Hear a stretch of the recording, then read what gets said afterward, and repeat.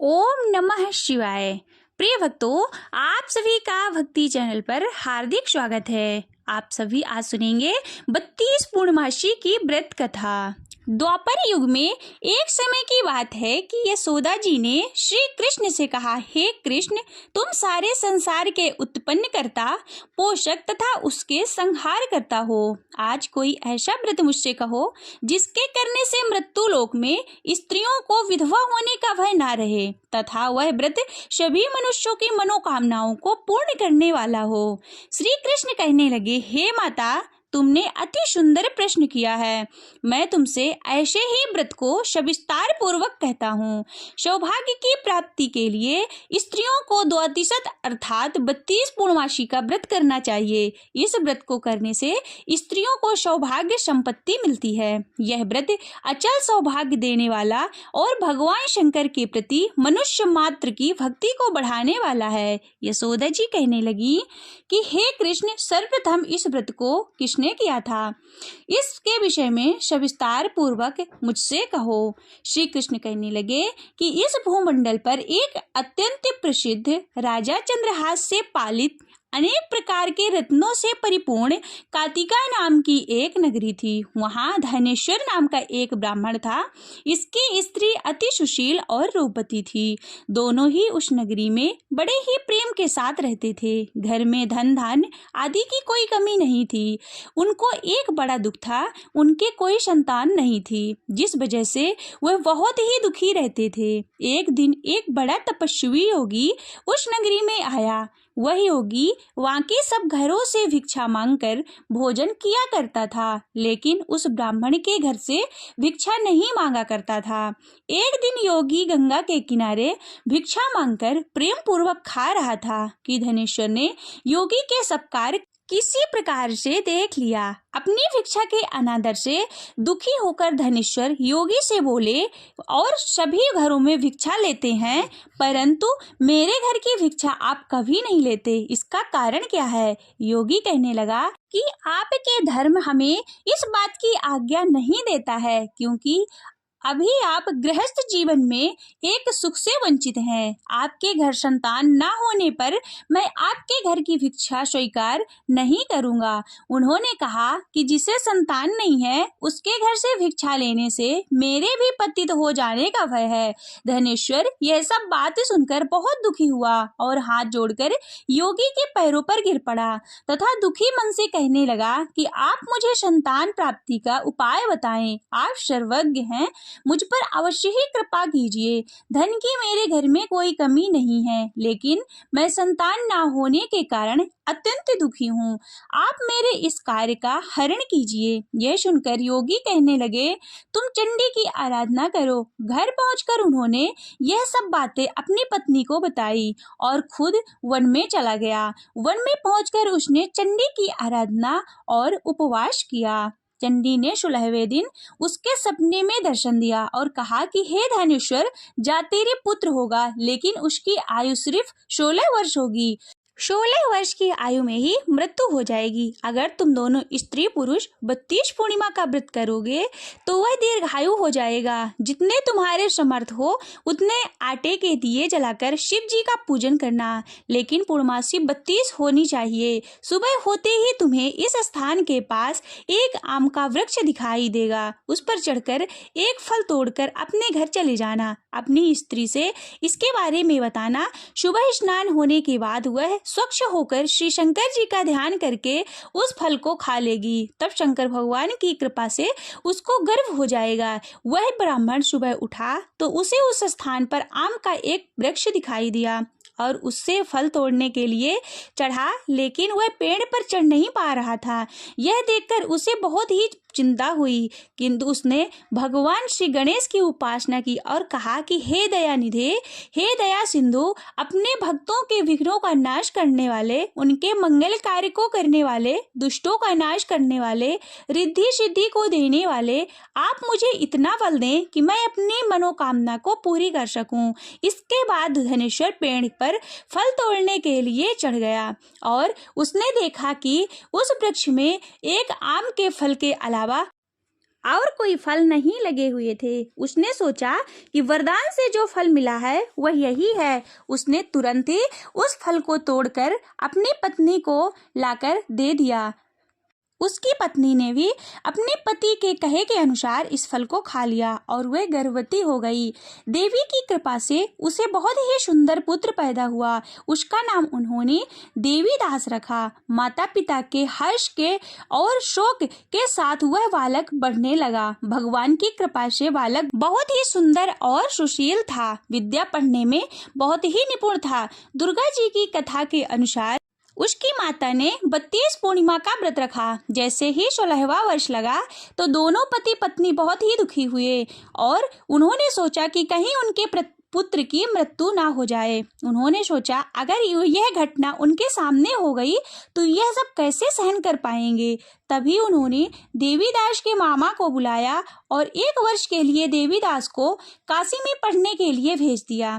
देवीदास अपने मामा के साथ एक घोड़े पर सवार होकर चल दिया। उसके मामा को भी यह बात पता नहीं थी। दोनों पति पत्नी ने 32 पूर्णिमा का व्रत पूरा किया।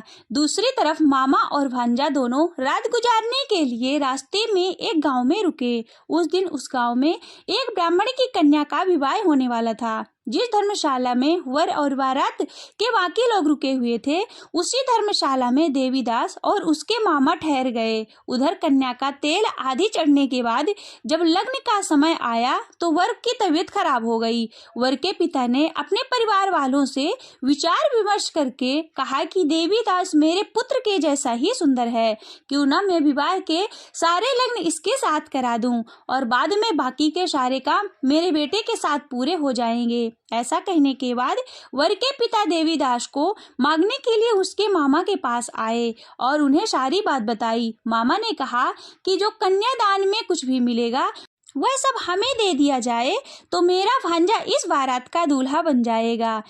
वर के पिता की यह बात स्वीकार कर लेने पर उसने अपना भांजा वर बनाने के लिए भेज दिया। इसके बाद देवीदास का विवाह उस कन्या के साथ संपन्न हो गया। इसके बाद वह अपनी पत्नी के साथ भोजन न कर सका और मन में विचार करने लगा कि ना जाने ये किसकी पत्नी होगी। यह सोचकर उसकी आंखों में आंसू आ गए। तब वधू ने पूछा कि क्या बात है, आप इतने उदास क्यों हैं? तब उसने सारी बातें पत्नी को बता दी। तब कन्या कहने लगी कि यह ब्रह्मा विवाह के विपरीत कैसे हो सकता है? आप ही मेरे पति हैं और मैं ही आपकी पत्नी रहूंगी, किसी अन्य की कमी नहीं है। तभी देवीदास ने कहा ऐसा मत करिए क्योंकि मेरी आयु बहुत कम है, मेरे बाद आपकी क्या गति होगी।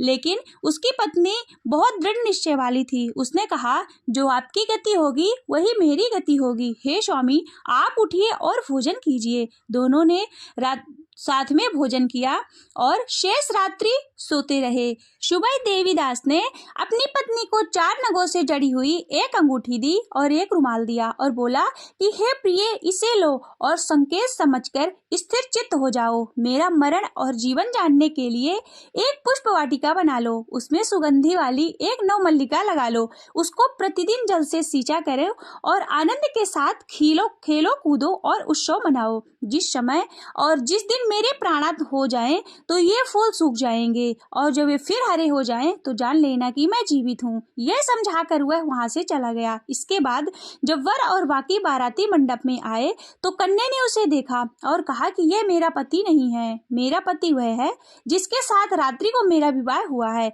इसके साथ मेरा विवाह नहीं हुआ। अगर यही है तो यह बताए कि मैंने इससे क्या दिया और कन्यादान के समय जो भी कुछ आभूषण आदि मिले उन्हें दिखाए। कन्या की ये सारी बातें सुनकर वह कहने लगा कि मैं कुछ नहीं जानता। इसके बाद सारी बारात अपमानित होकर लौट गई। भगवान श्री कृष्ण बोले, हे माता, इस प्रकार देवीदास काशी में चला गया। कुछ समय बाद एक सर्प उसको डसने के लिए वहां पर आया, लेकिन वह उसको डस नहीं पाया क्योंकि उसकी माता ने 32 पूर्णिमा का व्रत पहले से ही कर रखा था। थोड़ी देर बाद काल वहां पर पहुंचा। भगवान की कृपा से तभी वहां माता पार्वती, भगवान गणेश जी आ गए। देवीदास को मूर्छित दशा में देखकर माता पार्वती पार्वती ने भगवान शिव से प्रार्थना की कि महाराज, इस बालक की माता ने पहले से ही 32 पूर्णिमा का व्रत कर लिया है, आप इसको प्राणदान दें। भगवान शिव ने माता पार्वती के कहने पर उसे प्राणदान दे दिए। उधर उसकी पत्नी उसके काल की प्रतीक्षा कर रही थी। उसकी पत्नी ने देखा कि इस पुष्प वाटिका में पुष्प और पत्र कुछ भी नहीं रहे तो बहुत ही आश्चर्य हुआ, और जब वो ऐसे फिर हरे भरे हो गए तो वह समझ गई कि उसका पति अभी जीवित है। इसके बाद वह बहुत ही प्रसन्न होकर अपने पिता से कहने लगी कि मेरे पति जीवित है, आप उनको ढूंढिए। इधर 16वां वर्ष व्यतीत होते ही देवीदास और उसके मामा भी काशी से चल दिए। इधर उसके ससुर उसको ढूंढने जाने ही वाले थे कि उसने देखा कि देवीदास और उसके मामा सहित आ रहे हैं। यह देखकर उन्हें अपने घर ले आए। वहां सारा गांव इकट्ठा हो गया और कन्या ने भी उसे पहचान लिया। देवीदास ने उसके बाद अपनी पत्नी और मामा को लेकर वहां से चल दिया। उसके ससुर ने भी उसे बहुत सा धन दहेज दिया। जब वह अपनी पत्नी के घर चल रहा था तो उसके माता पिता को लोगों ने खबर दी कि तुम्हारा पुत्र देवीदास अपनी पत्नी मामा के साथ आ रहा है। ऐसा समाचार सुनकर पहले तो उन्हें विश्वास नहीं हुआ, लेकिन जब देवीदास आया और उसने अपनी माता पिता के पैर को छुए, देवीदास के माता पिता ने उसका माथा चूमा और दोनों को अपने सीने से लगा लिया। दोनों की आंखों में प्रेम आंसू बह चले। धनुष्यर ने भी अपने पुत्र और पुत्र वधू के आने की खुशी में बहुत से ब्राह्मणों को दान दक्षिणाएं दी। श्री कृष्ण जी कहने लगे, इस तरह धनेश्वर को 32 पूर्णिमा के व्रत के प्रभाव से संतान प्राप्त हुई। जो भी स्त्रियां इस व्रत को करती हैं वह जन्म जन्मांतर तक वैधव्य का दुख नहीं भोगती और सदैव सौभाग्यवती रहती हैं। यह मेरा वचन है। यह व्रत संतान देने वाला और सभी मनोकामनाओं को पूर्ण करने वाला है। बोलिए शंकर भगवान की जय। बोलिए कृष्ण कन्हैया लाल की जय। शिव जी की आरती। ओम जय शिव ओमकारा, भोले हर शिव ओमकारा।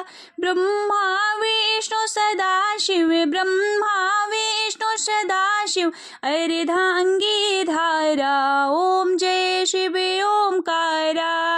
एकानन चतुरानन पंचानन राजे, भोले पंचानन राजे। हंसासन गरुड़ासन, हंसासन गरुड़ासन, वृषवाहन साजे। ओम जय शिव ओमकारा। दो भुज चार चतुर भुज, दश भुज अति सोहे, भोले दश भुज अति सोहे। त्रिगुण रूप निरखिता, त्रिगुण रूप निरखिता, त्रिभुवन मन मोहे। ओम जय शिव ओमकारा।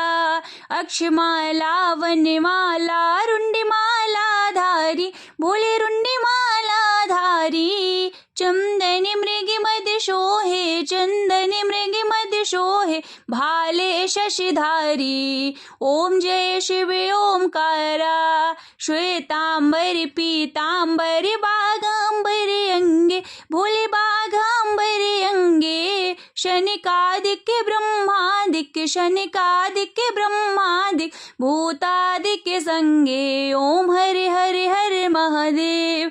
करके मध्य कमंडल, चक्र त्रिशूल धरता, भोले चक्र त्रिशूल धरता।